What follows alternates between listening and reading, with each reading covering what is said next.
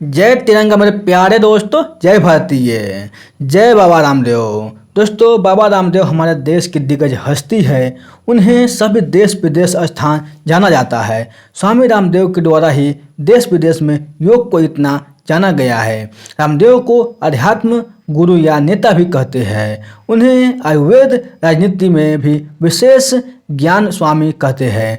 बाबा रामदेव एक ऐसे गुरु हैं जिन्होंने भारत के लोगों को स्वदेशी चीज़ों को उपयोग करने के लिए प्रेरित किया है।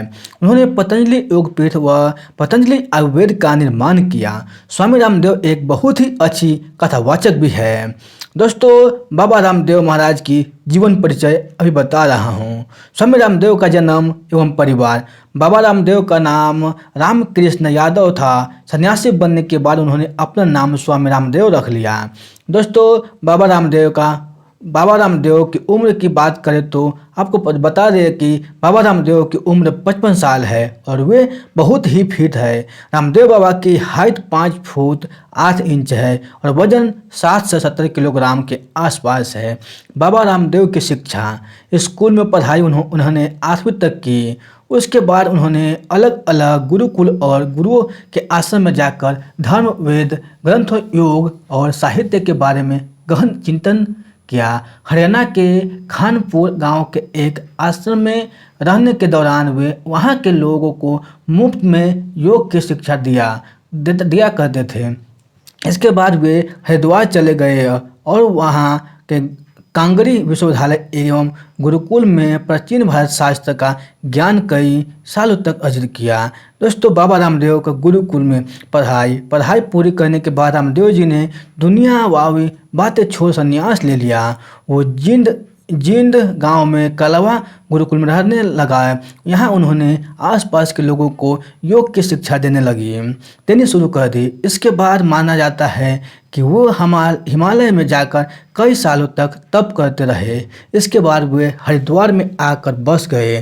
स्वामी रामदेव ने स्वामी शंकर देव जी महाराज से दीक्षा ली थी। इसके बाद वे प्राचीन शास्त्र का अध्ययन करने लगे, साथ ही योग ध्यान को अधिक समय देने लगे। हरिद्वार में रहते हुए उन्होंने अपना गुरुकुल शुरू कर लिया और लोगों को योग शिक्षा देने लगे। दिव्य योगपीठ ट्रस्ट। रामदेव ने सन 1995 में दिव्य योग मंदिर ट्रस्ट की शुरुआत की। आस्था चैनल पर यह प्रोग्राम रोज सुबह 5 बजे आया करता है, जिसे देश विदेशों के कई लोग देखकर घर बैठे ही योग किया करते हैं।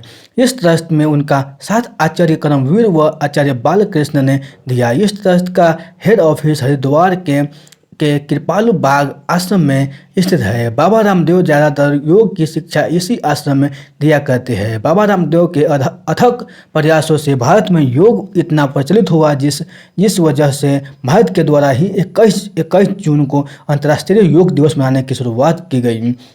आज दुनिया के हर कोने में योग की महानता को लोग समझ रहे हैं।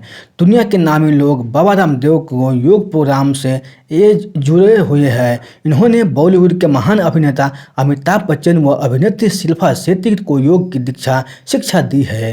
रामदेव ऐसे पहल गैर मुस्लिम समुदाय के हैं जिन्होंने उत्तर प्रदेश के देवबंद जिले के मुस्लिम मौलवियों को योग की शिक्षा दी थी।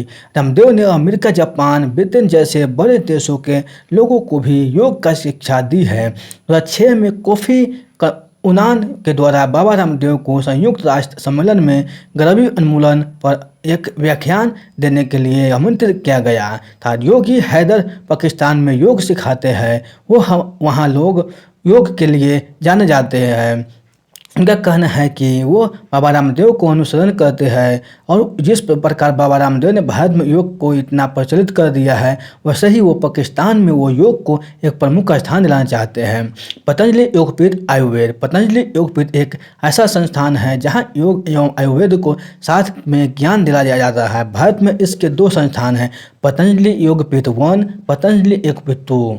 ये संस्थान अमेरिका, यूके, कनाडा, मॉरिशस व नेपाल में भी है। यूके में 2006 में इसकी शुरुआत हुई थी। पतंजलि आयुर्वेद की शुरुआत रामदेव व बालकृष्ण ने हरिद्वार में 2006 में की थी। 2016 की शुरुआत में ही अपनी कंपनी का टर्नओवर 45 करोड़ पार हो चुका है।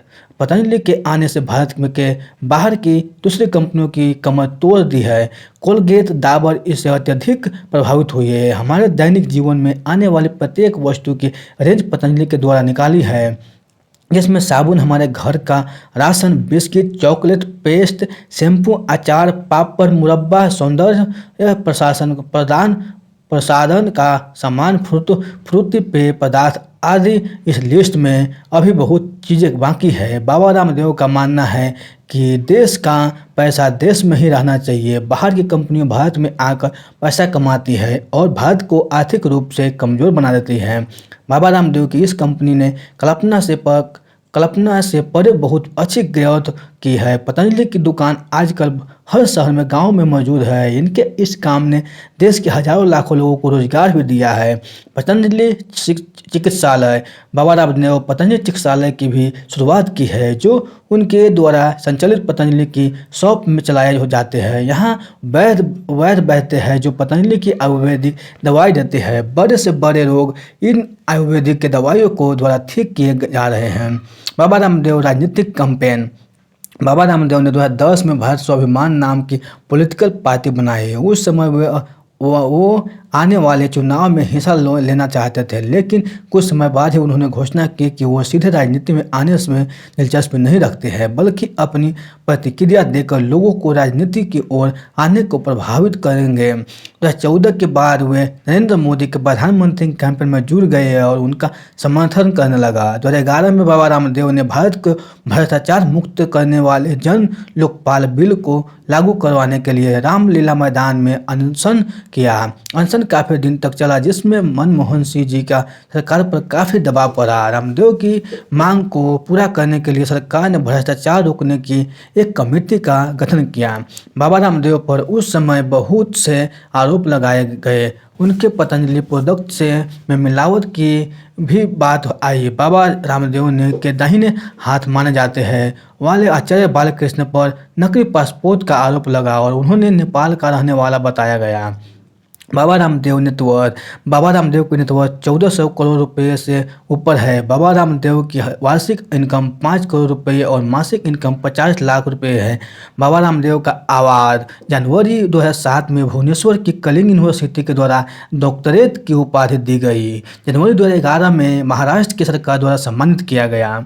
अप्रैल 2015 में हरियाणा सरकार ने उन्हें योग का आयुर्वेद का ब्रांड एम्बेसडर बना दिया। IIT व MT के द्वारा मानद डॉक्टरेट की उपाधि दी गई। बाबा रामदेव हमारे देश की राजनीति में विशेष रुचि रखते हैं। आए दिन वो किसी न किसी टॉपिक पर अपनी विशेष टिप्पणी देते हैं, जिसके वो सुर्खियों में भी बने रहते हैं। बाबा रामदेव का ताज़ा खबर। ये कोई नई बात नहीं है कि बाबा रामदेव ने कोई विवाद बयान दिया हो और वो विवादों में न घिरे हो। वे आए दिन एलोपैथी एवं राजनीतिक दलों को लेकर कुछ न कुछ बयान देते रहते हैं और उनके द्वारा दिए गए कोई सा बयान विवादों का मुद्दा बन जाए, इस बात को लेकर अक्सर सांस्य बना रहता है। इस बार भी बाबा रामदेव के साथ यही हुआ है। उनके द्वारा एलोपैथी एवं एलोपैथिक डॉक्टरी को लेकर कुछ ऐसे बयान दिए गए, जिसके बाद तो इंडिया मेडिकल एसोसिएशन ने केंद्र सरकार से बाबा रामदेव के खिलाफ देशद्रोह का मामला दर्ज करने की मांग तक कर दी। उन्होंने प्रधानमंत्री मोदी जी को इसके लिए चिट्ठी भी लिखी है। बाबा रामदेव ने न सिर्फ एलोपैथी एवं एलोपैथिक डॉक्टर्स की निंदा की, आयुर्वेदिक प्रोडक्ट लॉन्च किया और उसे कोरोना की दावा बताया और यहाँ तक कह दिया कि विश्व स्वास्थ्य संगठन द्वारा उन्हें इसके लिए परवानगी मिल गई है, जबकि ऐसा कुछ नहीं था। विश्व स्वास्थ्य संगठन द्वारा यह कभी नहीं कहा गया था कि उन्होंने ऐसे किसी प्रोडक्ट को अप्रूवल दिया। बाबा रामदेव की विवादित बयान। एलोपैथी एवं एलोपैथिक डॉक्टर को लेकर रामदेव बाबा ने कुछ दिन पहले एक बयान दिया था। उन्होंने कहा था, एलोपैथी मूर्खतापूर्ण विज्ञान है। आपको बता दें कि सिर्फ इतना ही नहीं, उन्होंने अपने एक योग शिविर के दौरान एक व्यक्ति से बात करते हुए डॉक्टर्स पर तंज कसा। उन्होंने कहा, तीसरा बोला, हमें डॉक्टर्स बनाना है, तर बनना है। डॉक्टर 1000 डॉक्टर कोरोना की डबल वैक्सीन लगाने के बाद मर गए। कितने 1000 कल का समाचार है, आपने आपको नहीं बचा पाए। वो तो कैसे डॉक्टर ये बयान एवं तंज के कारण तमाम डॉक्टर्स उनके बेहद खफा है और उन पर मानहानि का भी कैसा केस भी कर रहे हैं। बाबा रामदेव कोरोना वैक्सीन के नुकसान को वीडियो के माध्यम से लोगों को बताते हुए उन्हें भ्रमित कर रहे हैं। डॉक्टर्स का कहना है कि बाबा रामदेव मनोबल गिराने की कोशिश कर रहे हैं और लोगों को कोरोना वैक्सीन के खिलाफ भड़क रहे हैं। दरअसल उन्हें एक वीडियो में कोरोना वैक्सीन का मजाक बनाने वाले और ये कहते देखा था कि मरीजों को नहीं पता है कि सांस कैसे लेते हैं, इसलिए वे ऑक्सीजन की कमी को शिकायत लेकर डॉक्टर्स के पास जाते हैं, नकारात्मकता फैलाते हैं। हालांकि उनके द्वारा दिए गए इन बयानों के बाद स्वास्थ्य मंत्री डॉक्टर हर्षवर्धन जी ने उनसे अपने शब्द वापस लेने की मांग भी की थी और रामदेव बाबा ने अपने बयान को वापस भी लिया था, परंतु विवाद खड़े होने के ज़्यादा समय तो लगता नहीं। इस विवाद को बार इंडियन मेडिकल एसोसिएशन IAM ने काफ़ी आपत्ति जताते हुए उन पर कड़ी कार्रवाई की मांग की है। देशद्रोही एवं लोगों को भ्रमित करने जैसे आरोप बाबा रामदेव पर लगाए गए हैं। इससे अब ये देखने वाले बात होगी कि IAM के द्वारा बाबा रामदेव के ऊपर लगाए गए आरोप पर केंद्र सरकार क्या कार्रवाई करती है। दोस्तों, आप भी योग करते रहिए अच्छी तरह दोस्तों, और ये आपको अच्छी लगे ये बायोग्राफी तो अपने दोस्तों के साथ, अपने परिवार के साथ ज़रूर शेयर कीजिए। फिर मिलते हैं अगले अच्छे बायोग्राफी में। तब तक आप खुश रहिए, सुरक्षित रहिए, अपने सेहत को अच्छी तरह से ध्यान रखिए और अपने परिवार के साथ मिलजुल कर रहिए, क्योंकि आज का समय बदल गया है, पहले जैसा आज का समय नहीं रह गया है। तो दोस्तों, धन्यवाद।